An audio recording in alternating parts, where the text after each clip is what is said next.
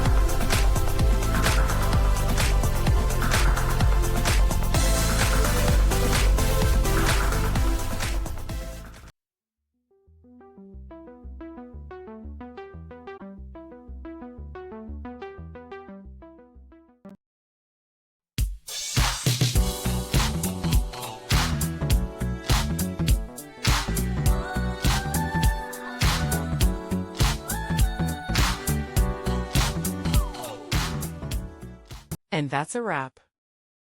I hope you found the answer you were looking for. If you did, take a second to hit that subscribe button. It really helps out. And let me know in the comments which solution worked best for you. See you next time in the debug zone.